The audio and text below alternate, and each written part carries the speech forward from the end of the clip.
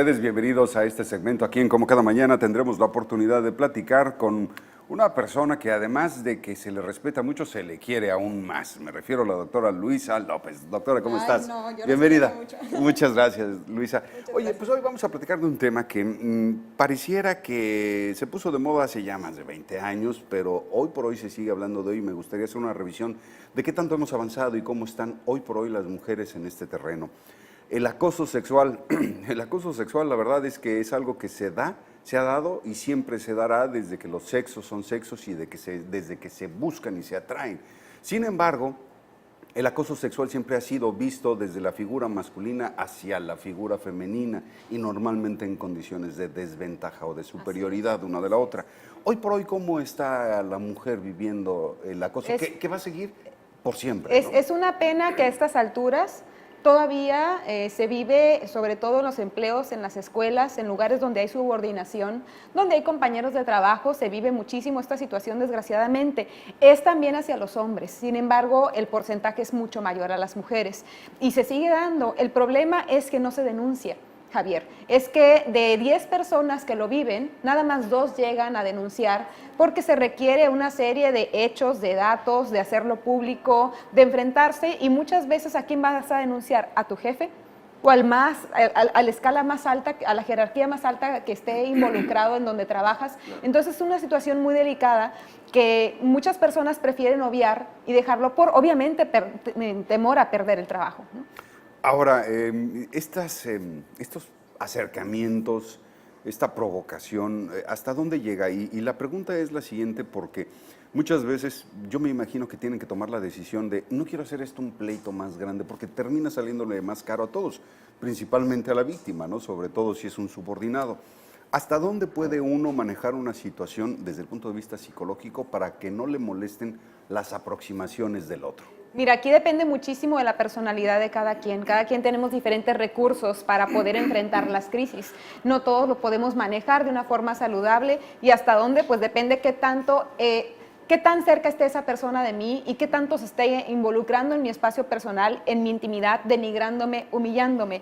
El problema de esta situación, Javier, es que muchas personas no saben qué es acoso y no tienen idea que desde mensajes, por ejemplo, de texto que te puedan enviar con connotación sexual, desde imágenes, guiños, miradas lascivas, miradas donde te están desnudando prácticamente con ello, todo eso ya es acoso sexual. Y muchas personas pues van permitiendo por ahí, si tú tienes una personalidad o eso no te afecta a más, si tú no permites que eso afecte ese rendimiento laboral, escolar incluso, es más en el trabajo, entonces, bueno, lo podrías sobrellevar si dices, lo tomo de quién viene, esta persona de vez en cuando me la tomo, ya sabemos todo el mundo que es así y lo podemos manejar. Sin embargo, que cuando ya hay este hostigamiento, ¿no? Cuando ya es de un subordinado, donde se vale a través del castigo y de la recompensa, donde para continuar con ese trabajo, tal vez pues yo te estoy ofreciendo que hagas esto porque si no te voy a amenazar con que te lo voy a quitar.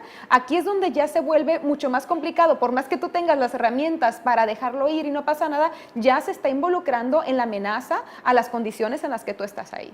¿Y en qué momento una persona que se sienta o que viva esta condición, Luisa, debe de tomar las medidas pertinentes como, por ejemplo, la denuncia, la búsqueda de recolección de pruebas? ¿Qué es lo que tiene que hacer? ¿Simple y sencillamente debe de meterse en un vericueto como estos por su dignidad, por su honor o por permanecer en el empleo? Porque tenemos que denunciar, porque tenemos que aprender a este tipo de actos, no deben de suceder. Estamos hablando de un ambiente laboral donde debería de existir el respeto y la comunión entre todos de una forma armónica y todo este tipo de cosas van afectando no solamente al que lo está viviendo, sino puede llegar a tensar todo el ambiente laboral, la ansiedad, la depresión, el ausentismo, el rendimiento laboral, porque es una situación bastante incómoda. Entonces, desde el primer momento en que ya tú puedes empezar a registrar el tipo de situaciones que están sucediendo, porque aquí lo malo, por ejemplo, ¿cómo le haces para registrar una mirada que evidentemente sabes que va con otra connotación, donde es muy obvia, ¿sí? Ni modo que le estés tomando en ese momento la fotografía, pero sí es importante porque muchas veces va a más ir registrando, tomar testigos y no quedarse callado. Aquí, de hecho, lo que se recomienda es no claudicar, no abandonar el empleo y no quedarse callado, porque por eso es que sigue existiendo. Este tipo de cosas hay que hacerse hacer para que se legisle más, para que la empresa tome más medidas. Las empresas deberían, por ejemplo, poner un buzón un buzón anónimo donde puedan poner las quejas y reiterar, ¿no? Está pasando esta situación y ver qué es lo que se puede hacer, pero sin embargo falta muchísimo apoyo en todos los sentidos, desde el gobierno, desde la ley, desde las mismas empresas, para poder ayudar en esto. Entonces, por eso es que tenemos que levantar más la voz al respecto. Esto, Luisa, ¿no podría después generar un ambiente tenso y hosco en el ámbito laboral? No es fácil. Sí, porque después nadie quisiera ser cálido o amable, porque hay una línea muy delgada entre la calidez y el cortejo. Sí, y que también haya personas en la otra parte de la moneda que se valgan en difamar, en inventar, claro, ¿no? Alguna situación que realmente no sea así, todo por dañar, que en otros países donde esto está muy bien legislado, pues también se pueden valer de ese tipo de situaciones. Sin embargo, pues aquí más, y ante el machismo y ante muchas situaciones que no están ahí reguladas, pues esto es más fácil, que esto sí se dé esa naturaleza. Y como tú dices, quien ya está metido en esto, es muy complicado que si tu trabajo, tu vida depende de ese ingreso económico y si las personas involucradas en el acoso o en el hostigamiento son de una alta jerarquía, ¿qué haces? Muchas personas lamentablemente no tienen opción más que quedarse calladas porque no se sienten apoyados, tienes que pagar abogado, tienes que ir al Ministerio Público, tienes que ir a quejarte. Entonces muchas veces esto presupone tanto desgaste en todos los sentidos que prefieren callar y así viven muchas situaciones. Bueno, y en otros casos, como por ejemplo hace que fueron 3 años más o menos, el caso de este dentista en Estados Unidos, en California, que decidió correr a su asistente porque estaba muy bonita y le gustaba.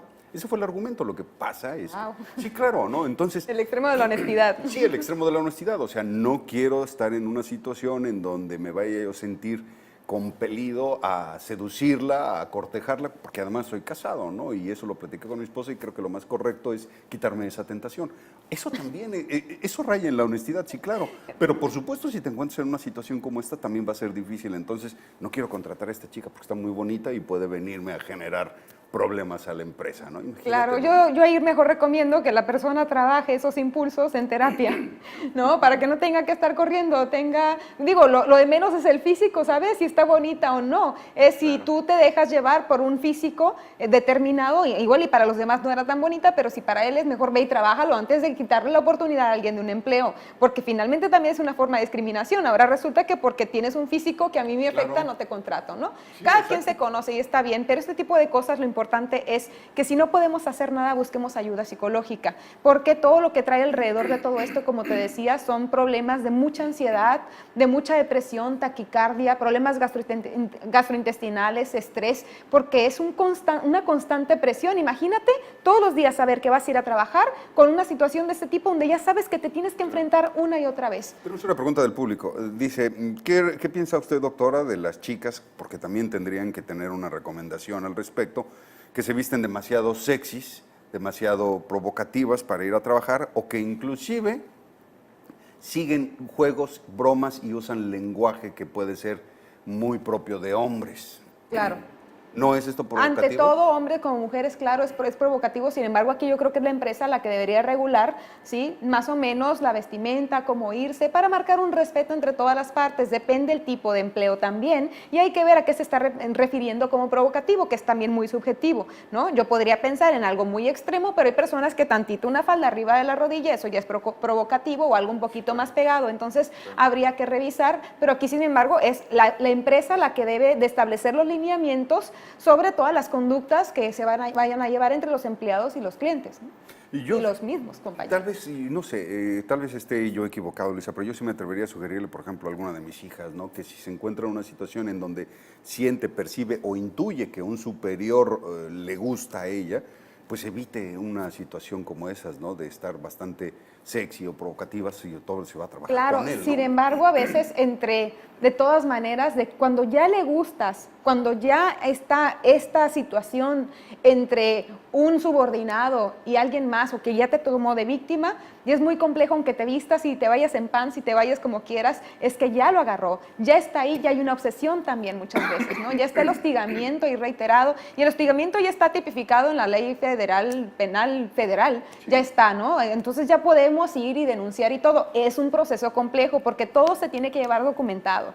No es tan fácil. Sí, Por eso claro. hace falta mucho trabajo todavía aquí por parte de la ley. ¿Y cómo prepararías psicológicamente tú a las mujeres para que pudieran defenderse de este tipo de hostigadores? O sea, cuando se enfrentan a una situación como esta, de que el hostigamiento no es otra cosa más que un cortejo molesto e Sí. insistente y de un poderoso sobre un subordinado, ¿no? Claro. ¿Cómo le recomendarías a una mujer que pudiera armarse psicológicamente para encontrar frases, argumentos, diálogos que lo fueran desanimando a él? Lo acabas de decir a través de la comunicación, que es la asertividad. Aprender a decir lo que quiere de una forma adecuada, resolución de problemas de forma asertiva, positiva también. Todo este empoderamiento positivo para que la persona desarrolle una habilidad, más fortaleza para poder decir las cosas como son y que se enfrente a lo que se tenga que enfrentar y que no pare hasta que no se logre el objetivo de la denuncia. Perfecto, Luisa, muy interesante. ¿Por qué no nos das tus números de contacto Por para que la gente se supuesto, pueda dirigir contigo? 634-3333. Doctora Luisa López Madueño con nosotros aquí en Como Cada Mañana. Te esperamos la próxima semana. Luisa, un Claro, placer hasta luego. tenerte en el estudio.